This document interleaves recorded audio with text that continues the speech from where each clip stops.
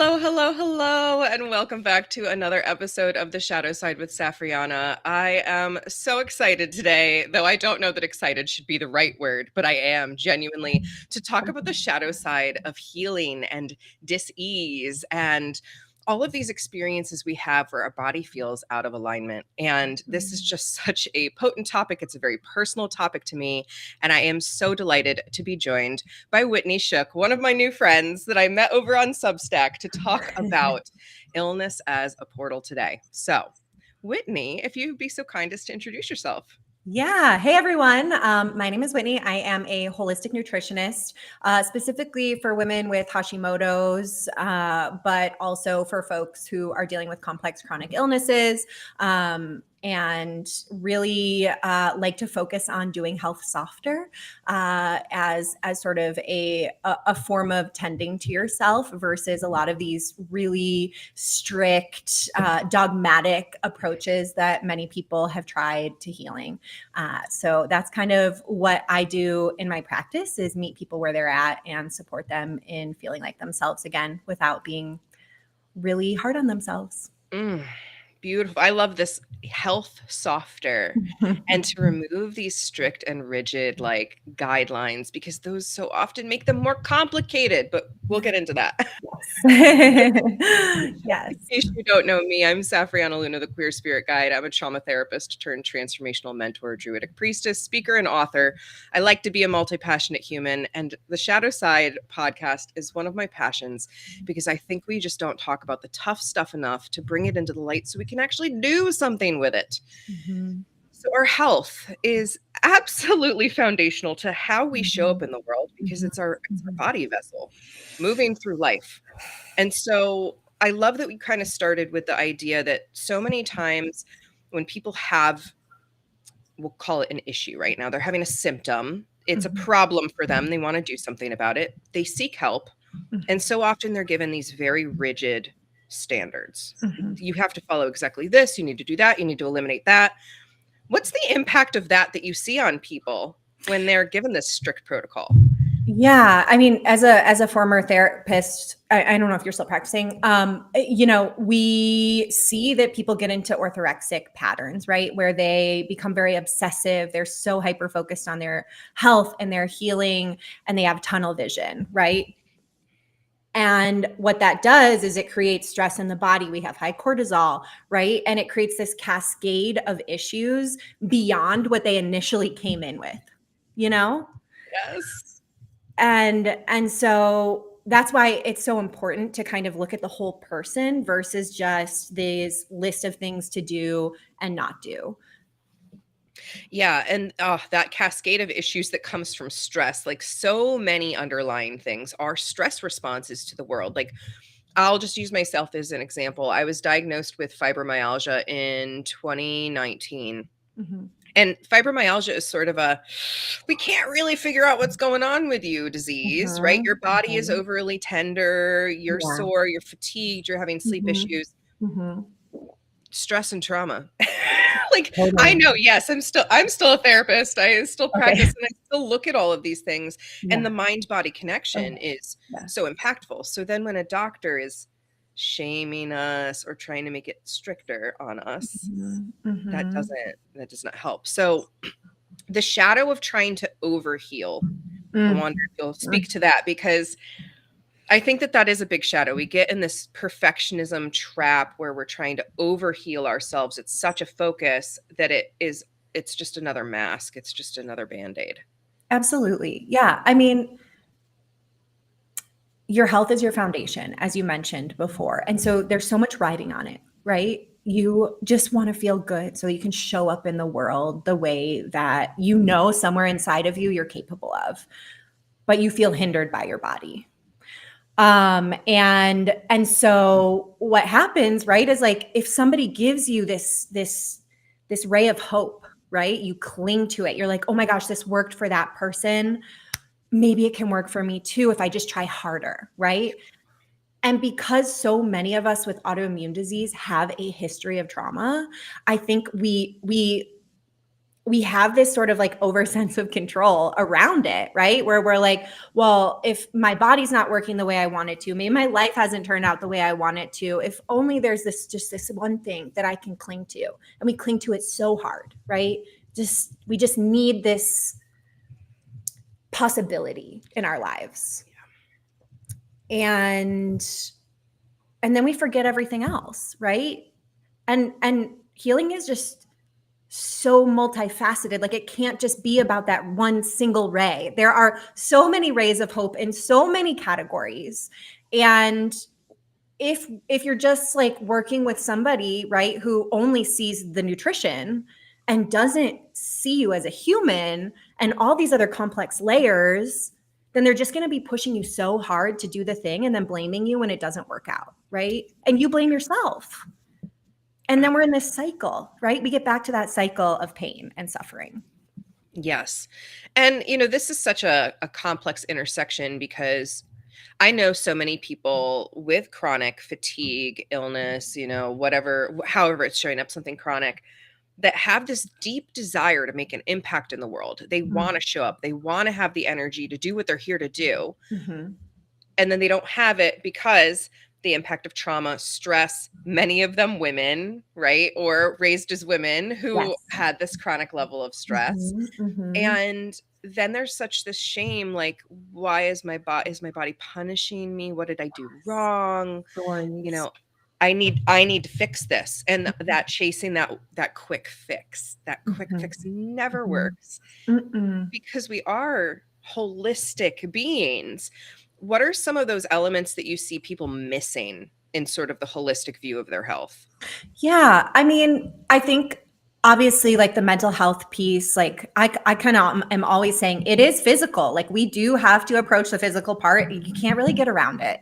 Right. So many people are like, oh, if you just like oh, if you just work on your nervous system, all of you will be healed, right? And I think that creates a false sense. Like, it's just not true. It can certainly help, right? So I think it's kind of a mind, body, spirit, right? We need to tend to ourselves. We need to tend to the body. We do need the nutritional approach, right? It doesn't necessarily have to be as rigid as a lot of people believe. We need to tend to the nervous system and the mind. And then we need to tend to the spirit, right? Like, I truly believe that we need to be able to hold on to something outside of ourselves. And I don't often talk about this, but like, you have to have like a bigger belief, right? A bigger why, a bigger belief that things working out can be possible for us, right? This spirit part, we need to connect to, like, whether it's your higher self, it's God, it's the universe, right? I really think that needs to be part of people's healing experience. And that turns some people off. I mean, I agree with you completely, though. I teach about what I call the 5 bodies. So what you said, mind, body, spirit, plus we'll throw the emotional body in there, and then the communal body, the planet, the collective. Mm-hmm. And yeah, I think that the spiritual component, there's so much trauma around that. Yeah. Oh my God. That gets cut off. Yeah. Yeah. But then that keeps us disconnected from connecting with our soul or our higher self or whatever you want to call it. And that keeps us stuck in our brain. And then that gets the stuff lodged in our body. It's so hard to unstick if you don't have this multimodal approach. So 100%. I wanted to talk about like the energetics behind autoimmune disease and sort of how this can come about from conditions as messages from the body, and also tying in that spiritual component here. So, when you're in your experience, I know from my experience and me, my dis-ease, my autoimmune stuff it's self-worth stuff, it's trauma, it's all of that devaluation. Yes. But what are some of the other energetic components of autoimmune conditions that you see? So low self-worth, of course. Low self-worth. Honestly, I feel like all of it, because I have done a lot of like brain rewiring and timeline therapy for folks. And I truly believe that even deeper than the self-worth comes to this, it's love, right? It's like this desire to be loved that hasn't been met at some point in your life, right? And so then we develop these stories about it, and those stories live in the body. And that is what, from a spiritual, emotional standpoint, creates this. The body responds, like your cells are listening to everything that you're saying to yourself. And so if you're kind of like, hey, I'm a piece of shit, or I don't deserve that, or things don't work out for me, right? Like, hey, why would your body show up any differently? And I want to be careful here. And we kind of touched on this on Substack the other day when we were chatting back and forth, but it's like, I also don't want to put all the blame on the person because this isn't your fault. It is not your fault. But we do have a responsibility to bring awareness to these really hard things if we want to feel better, right? Yeah. And it's life work. It's not like, oh, I figure out what my root cause is from an emotional standpoint, and I work with my therapist or my coach, and ta-da, like everything is better. Like these stories will surface, they will come up for you. The world is full of landmines, right? Yeah. And we don't know when they're coming.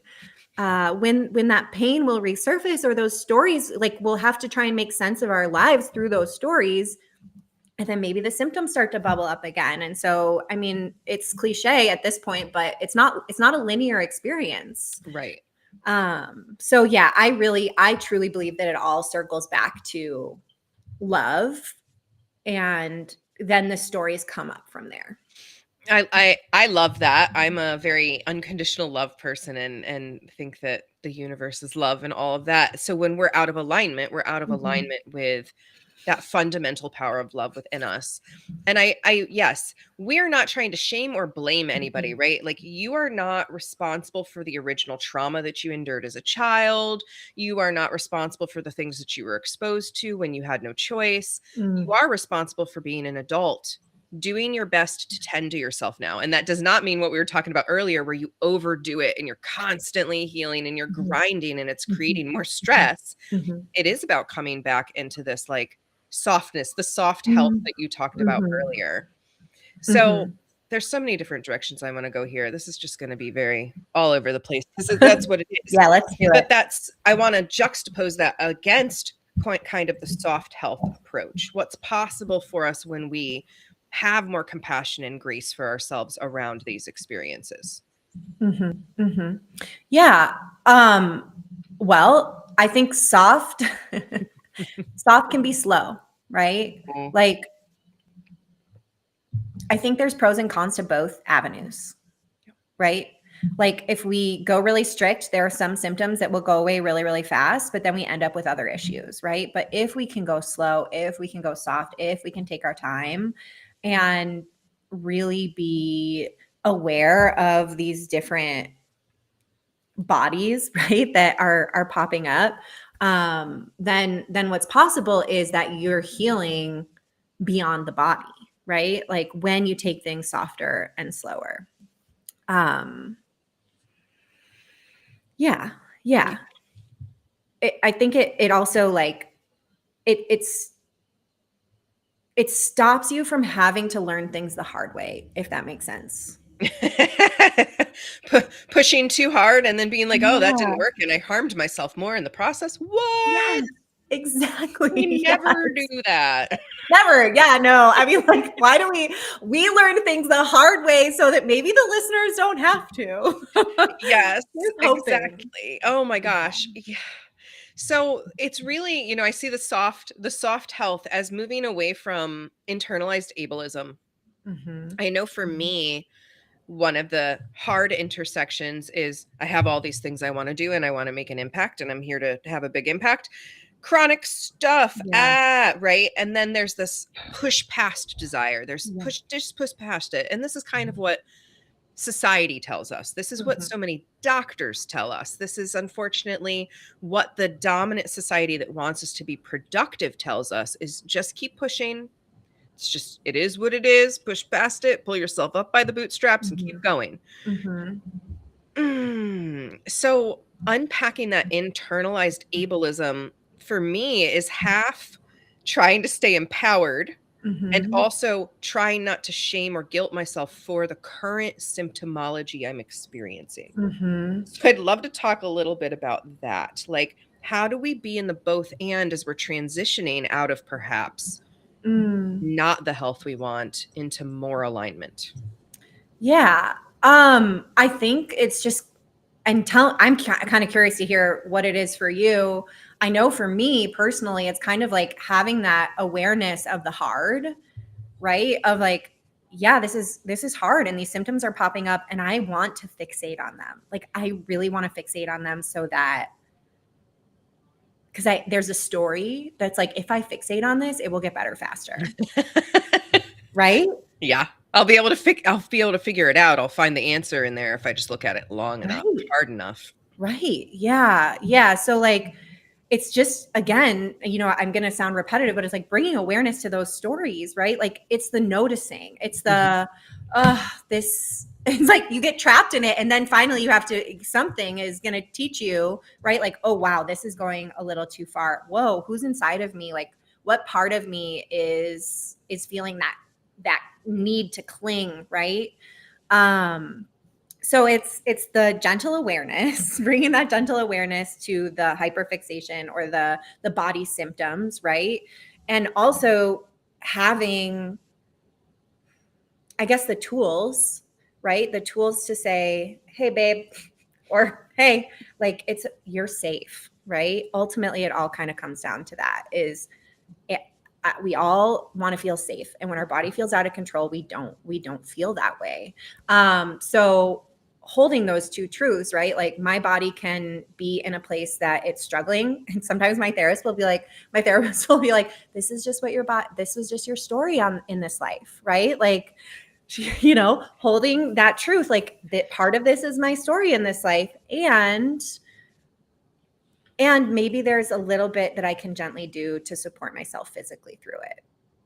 Yeah, and I'm glad you brought up like the part of ourself that might be gripping on. I'm huge into parts, and I love to, just this topic, illness as a portal, symptom as a portal, sensation as a portal, because I've gotten to really know, and I encourage people out there to try this in themselves, because this is the deep noticing.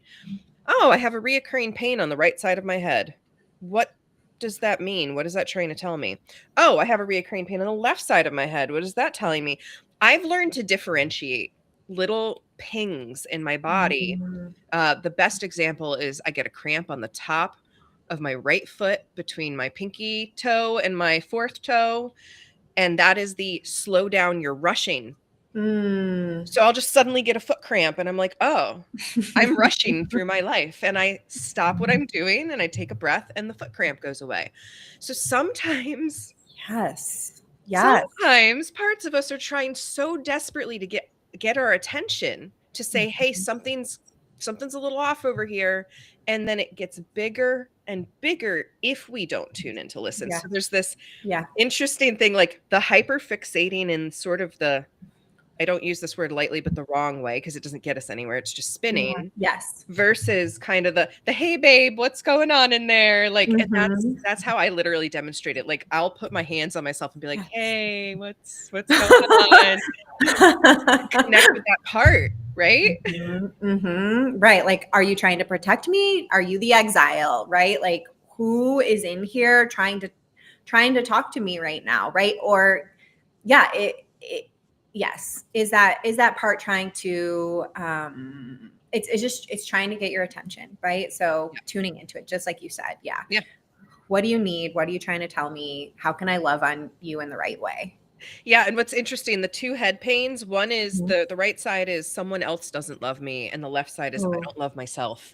So I'm able to be, okay, we need to just come back to love. Like, and so that's this noticing process, I think is something that people bypass because they want that answer from a medical professional. Yes. Yeah. I mean, we grew up in this world where doctors were gods, right? Like, I mean, it's so interesting, like growing up in the 90s and the early 2000s without access to the information that we have now. You went to a doctor and they either said, yes, there's something wrong with you, here's a pill, or in a lot of cases for people who have dealt with complex chronic illness and symptoms that were going under the radar, right? And so we just continue to suffer. And so that can be so wounding as well and resurface, right? Like, I forget the question that you asked me. There's no question right now. I may be going on a tangent here, but like, I remember going to doctor after doctor, and you probably have a similar experience where it's like, I just went to all these doctors. My hair was falling out in chunks, like in chunks. It wasn't just like, it wasn't like, oh, the fatigue that I've been dealing with, or like the weird metabolism stuff that just doesn't really add up or make sense, right? It was like I had patches of hair falling out that were completely bald. And I would go to all of these doctors over and over and over again, and they would say, there's nothing wrong with you, right? And it just felt like that dismissiveness of childhood where it's like, oh, another person is just telling me like, there's something wrong with, like, there's obviously something wrong with you, right? Like physically, there was no denying it, but it was just you were overlooked or not heard, right? And so I feel like that's another thing that really comes up through the chronic illness experience. And it's like, okay, that sucks. And we are in it and we are marinating in it and it is hard, right? But if we're talking about it as a portal, when you are dealing with these things that no one else will support you with or help you through, you're like, well, shit, it's just me. I'm on my own. And that really hurts. But also, it can be really empowering and healing because so many of us grew up without autonomy. And kind of circling back to the doctor thing, right? Like we go to these doctors and we feel like we have no control over our own outcomes, right? It's just the diagnosis and bye. Yeah, so I think the chronic illness and also doing it in a way, you know, where we're looking at things holistically really gives us our power back. I'm curious about your experience with all of that. I mean, yes, I have had, and I know so many people I work with too, like this is the story, being disempowered with the medical system, being shunned, rejected, shut down, dismissed, silenced, pushed off to another specialist. And then it's just this like constant chasing. And on top of that, like, yeah, I mean, my fibromyalgia diagnosis was a hot mess, and I still felt like I got nothing in the end other than we can give you some opioids. And I said, no, thank you. That's the one thing I don't want to do. Like, because your pain was just so severe. Right. And I was like, no, I will go elsewhere and try to find some alternative. And like medical cannabis ended up being a gateway for that. But like the doctors were telling me, no, don't do that. Do the opioids instead. And I'm like, no, no, no, no. So and I see people like, I have people in my family with chronic illness with things like lupus and MS and all of these complex conditions that come out of generational trauma, guarantee it. 1,000%. Yeah. And they're on 15, 25 pills in some cases with all of these interactions. And that does not help because the symptoms are still there. They're still being masked and the root is not being worked on. Right. Yes. Yeah. Yeah. And maybe that's what they need, right? Like maybe not everybody came here to circle back to my therapist, right? Like maybe that's not their journey in this lifetime, right? Yeah. But for us, it was our journey to say, oh, hold on, that doesn't feel good. And thank goodness that we did, right? Right. Because it has not only allowed us to not, well, you specifically not be on opioids, like, oh my gosh, but also it's allowed you to kind of, you know, look deeper and talk to these parts of you that are reoccurring and maybe not pass that on to partners or like if you decide to have children, right? Like maybe you're not past. Yeah, I know. Like what? The world is on fire. I made a bad choice. No, I'm just kidding. I love my kids. We really hope that your kids have a bright future ahead of them. We hope there's water. Yeah, I'm like, do I need to be training them for the water wars? I don't know. But yeah, it's like, you know, I am grateful for the struggle, you know, and it's not every day that I feel that way, but I'm so much better than I was before this happened. Yeah. Yeah. And that's the big thing in this is reclaiming our agency, Mhm. reclaiming our power. For me, it was here, we're going to give you this medication. And I said, no, that's not what I want to do. And I see that from people all the time now. And I'm glad they have that question in themselves. Do I want to just take this medication? Do I want to take the answer that's been given to me first? Mhm. Or do I Mhm. want to explore alternatives? And medication is often a great answer. Yes. This is not being an anti-medication conversation. It's No. that body sovereignty and not just Ugh. taking things at face value and not just immediately jumping for the quick fix, Yes. but building a gentler, more sustainable relationship with our bodies and what our bodies are trying to tell us. Yes. And I'm going to say this, it's hard. It It is is. hard to take this path. It is. It's different, and it's like, but it's worth it, you know? And I agree with you. Like, I think there is a time and a place for medication, and I've come far from where I was when I first started my holistic journey, because I'm like, I've stayed off thyroid meds. Anybody can do it, right? And I've changed my tune. Like, not everybody should be off thyroid medication. Some people really need it. And when they do my program, a lot of times they're able to lower their thyroid medication when they take a more holistic approach, right? But when we go, like, whether we're talking about medication or we're talking about food or we're talking about supplements or we're talking about the energetic spiritual side of healing, it is easy to get in that trap of all or nothing, right? And so when we do health softer, we kind of like pull back and we say, oh, and we can use our discernment and we can say, this sounds good for me in this moment, right? This doesn't have to be forever. And with the medication conversation, like, I do think it is something that we should never shame people about if Right. they need to do it. Yeah. Yeah. Yeah. And it's like, I've also had conversations with that temporary, sometimes people will go on a medication temporarily and Mhm. come off of it, as long Mhm. as you are doing that in a wise way and taking care of your body. Sure, yeah, like, doctors, talk to your doctor about it. Talk to A your doctor doctor can't help you with the pharmaceutical side of things. Please don't just go rogue. or talk to a pharmacist. Whomsoever Yes. you get, not just quitting your meds cold Oh turkey. gosh, yeah. That's not great. That is not Mhm. great. Yeah. But We don't love that for you. we will say that very clearly. Please don't quit your Mhm. meds cold turkey because that can Mhm. have unforeseen consequences. Yes. But yeah, being able to have this discernment and release any shame when we do decide I'm going to take this supplement, this medication, this support for my body. I've been on antidepressants for big Yeah. chunks of my life because I needed them at that time. And then Yeah. the nutritional Yeah. mindfulness and other stuff was enough at other points in my life. Yeah. There is no one size fits all in this, but the gentleness. So we've talked about Mhm. listening to parts of yourself. Mhm.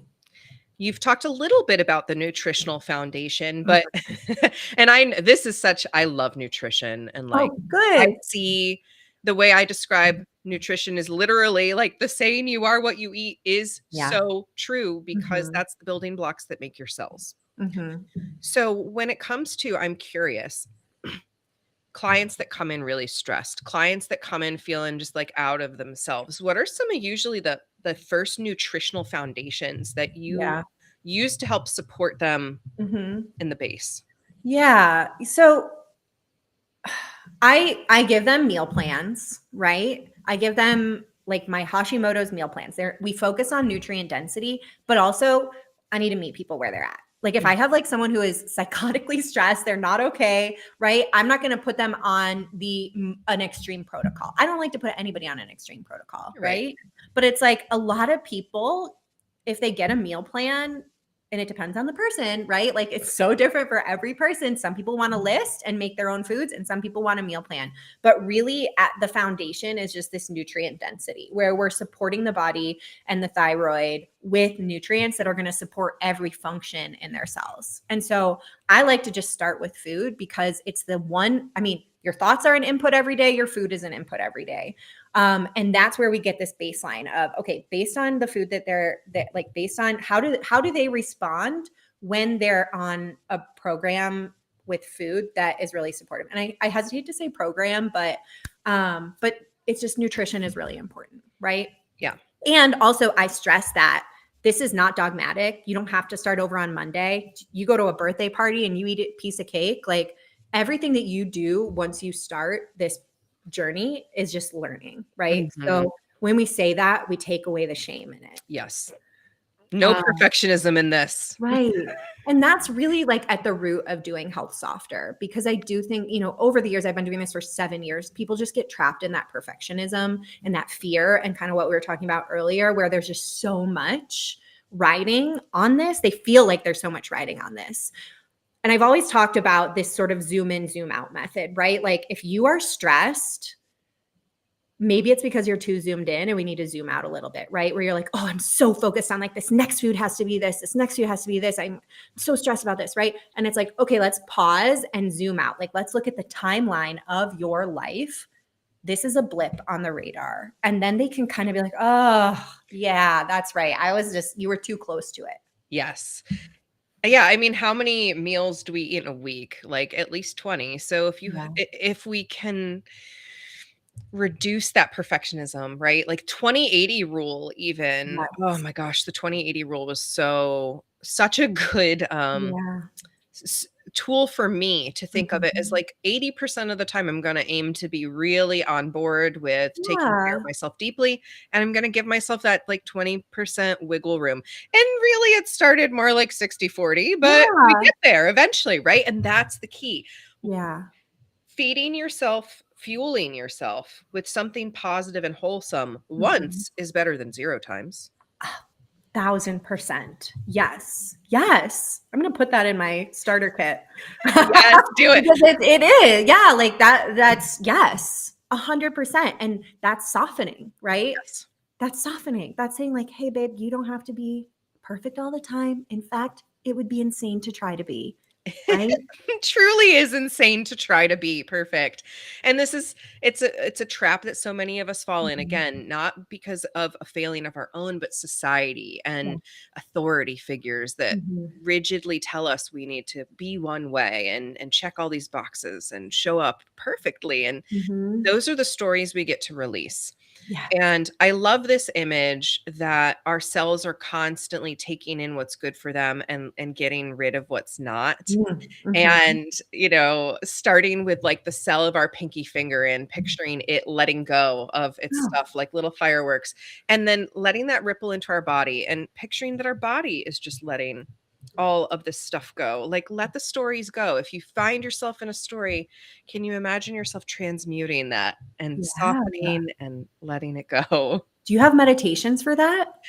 I need to create some. Yes. I have so many meditations and so many meditations I want to create, and that would be a good one. That would be a really good one. Yeah. Yes, that would be a really good one. So I'm curious for you, and if you're comfortable with it, because we were talking a little bit about like the worthiness and like the fatigue.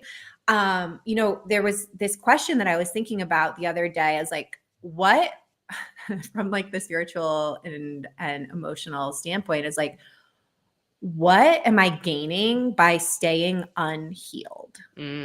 Right. And I think we all gain something by not healing. And so I'm curious if you're comfortable talking about it. Do you feel like there is something that like if you stay unhealed, it's serving you in some way? Yeah. So interestingly enough, it has to do at this point in time. I have done so much work. In the past, it used to be very much like I'm not worthy of love. I'm not worthy of safety. I'm not worthy of those things. When I tuned in and I asked, what is it about these days? I got, if you're even healthier, you'll have to be even more productive. Ooh. Yes. And that was your question. So Whitney had asked a question on Substack about people and symptoms. And, you were asking about staying stuck and you're not healing. And I said, what I want is to have more energy to do what I want to do. Right. So it's interesting to tune in and go, oh, but I'm worried if I have energy, I'll have to be more productive. Fascinating that. Now I want to throw out this book. I don't remember the author off the top of my head, nor do I have it out here on this shelf. It's in my therapy room, but it's called How to Heal Yourself When No One Else Can. Ooh. And it taught me, I read it while I was training to be a therapist. I made my own college course, and this was like one of the books that Oh. I read as part of that. And it Uh-huh. taught things like EFT, Yeah. the emotional freedom Yes. technique tapping. It talked about the thymus. It talked about affirmations. It talked about meridian points. It talked about all these things. There's a whole chapter that has a list of probably 50 or more statements of what we gain when we are not healed. Mm. So I'll have Yes. to snap a picture of that Oh for my gosh, people. please. But it's things like, if I'm not healed, no one will love me anymore. They won't give me attention. They won't give me their time. I won't have something to talk about. I'll have to be Mhm. more productive. Like, there's so many Same. reasons why we think we need to hang on to this illness as identity. Mhm. And Mhm. that's, I mean, I used to really, like I said, I'm now in trying to be in the both and of like not being in the ableism, Mhm. acknowledging it's hard. But then there was a point in time where I was like, I have fibromyalgia. I have Yes. fibromyalgia. I have fibromyalgia. I have fibromyalgia. Hello, I have Hi, I'm fibromyalgia. chronically ill. Like, it's Yes. like it became my identity for a Yes. time too. And that wasn't great for me either. Because why? How can you feel better, right? When Right. that is who you are now. Yeah. Yeah, Yeah. I think everybody with chronic illness goes. I think there are like, we should really hash this out at some point The where there's like, phases. yeah, you know how there's like the five or whatever phases of grief. It's like, what are the phases of chronic illness? Because that's one of them. Yeah, and it is, I bet it follows the grief structure Yeah. very similarly, because of course there's the is there something wrong with me, and the depression that comes with whatever we're feeling, and then there's the rage of the diagnosis that we get, and how can this be it, or is this really it? Yeah. And then there's the bargaining. Control and bargain. Yeah, Control. I don't know what all the phases of grief are, but like is the bargaining like trying to show up with the nutrition stuff? Like, oh, if I eat this, If I then eat maybe I'm good. perfectly, Yeah. then maybe I'll be able to get through this. Oh, Yes. yes. Yeah, oh Mm, my gosh. There's so much to this, and mm, it really does come back to the self-evaluation stuff. My friend Meryl, who's a EFT practitioner, always, when I have a flare, she's like, "Okay, where did something great happen that a part of you then immediately went, 'Oh, but we don't get that.'" And that is so much, it's like we can have this very positive mindset, and then that story, that old story, that exile comes in and creates the spike again, and that's where we get to be soft again. Yes, yes, yes. It's just there's so many layers to this. Yeah. Yes. Yeah. And it's life work, you know. Yes. Please stop trying to chase the quick fixes, my friends, because Yeah. that's really where the harm ends up happening, because then we shame and guilt ourselves for the quick Mm, fix not working. And yes. Yeah. Yeah. Yeah. Yeah. I think it's like so important to have the tools, right? Like the tools that you teach and like the tools that I teach through nutrition and just knowing like we can't be in our tools all the time because we also have to live our lives, right? yeah, I always say, like, it's our goal as a parts therapist. For me, it's my goal Mhm. to get my clients access to self. Yes. Self being that higher self. But, Yes. oh my god, we would be so freaking boring if we were in self all the time. If every human walked around in self all the time, we would all look and act the same. There would Mm. be no substance to life. There'd be no excitement. Like, it'd just be calm Mhm. and zen all the time, and that'd be boring. So we just wanna be able to connect that thread to the higher self to say, "I love you. You're gonna be okay. You Mm. got this." Mhm. And to bring in that softness, and then the rest of the time we're human. Yeah.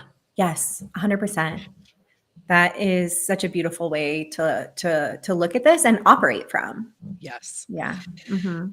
So, Whitney, you have programs, you have protocols, you help people navigate these kinds of things. If Yeah. people feel called to connect with you, where are some of the best places to connect with you? Yeah, Instagram is great. So it's just at Whitney Shook, like I'm all shook up. And you'll be able to find links to my my Hashimoto's sort of low ticket guys. It's it's $27 to get access to my Hashimoto's starter kit. And the reason why is because the world is hard, Yeah. And this is what I used to teach to one-on-one clients in terms of nutrition. And it's just there for you for $27, a 60-page book. We go over like lab markers and the nutrition piece, and then also like the doing health softer philosophy, where let's tune into this before we go further, right?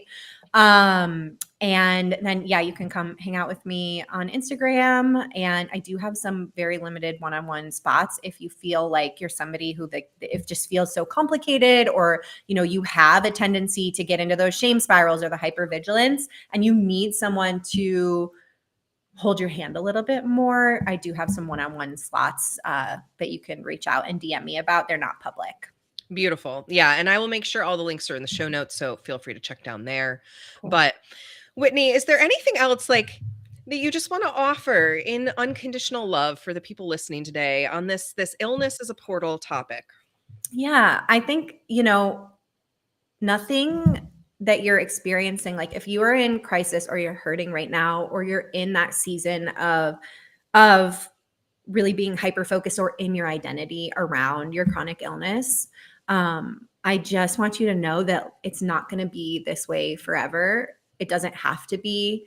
And that like in this moment, you are safe and you can be held, right? Like you can come into the center of your heart and just hold yourself, right? Like so many of us have been hurt. So many of us got here because we have been hurt and life has hurt us. But deep within ourselves, we can tend to that inner knowing, that inner self, right? And that ultimately is where the healing starts. When it comes to chronic illness, it's not about everything else. Yes. Tune inward. Yeah. What about you? What's your heart message? You are so good with words. Like, just give it to us. Give it to us. We need it. We need your medicine. Oh, well, I just want to say, as somebody who has gone through the whole chronic illness rodeo, right? No judgment. Like there really is no judgment, even though I call the hard stuff out and I say, we are responsible for ourselves. We are responsible for ourselves. There's no one else coming to save us. Yeah. There's no external authority figure who can tell us exactly the right answer. So just like you said, the most important thing we can do is tune inward, listen to those parts of ourselves. You don't want to feel like this. If you're feeling chronic pain, fatigue, I know you don't want to feel like this. So how can you soften and listen to your own needs that are trying to be cried out for? Right? What are you really needing? And I think also, like, you don't have to do it alone. Yes. Yeah. Yeah. You don't. There's people you can hire professionally. There are free communities out there. There are support groups out there. There are all kinds of opportunities to know that we're not alone. Even just listening to a podcast like this to know that other people go through it. Yeah. Yes. There's so many ways. So seek what you need to seek, right? Again, there is no one size fits all. There's no medical intervention perfect. There's no one nutritional fix. We're all unique individuals. Yes, 100%. Yeah. This was like such a fun conversation. And thank you so much for having me on. I have loved every minute of it. Absolutely. I'm so glad to have had you here and to just have had this conversation. I hope that it benefits someone out there. I'm sure it will, just for more self-love, self-forgiveness too. Yeah, I felt that. Felt that in my body. Love yourself, forgive yourself. Know that we are here. Whitney's here if you want that extra support around the holistic nutrition. And I'm here if you want support on literally the laundry list of things I support on. You know where to find us. We love you so much. Yes. We see you, we believe in you, and we are cheering you on. Yes. So until next time, my friends, thank you so much, Whitney. Thanks to anyone listening in. We'll see you back here again sometime soon. Bye for now.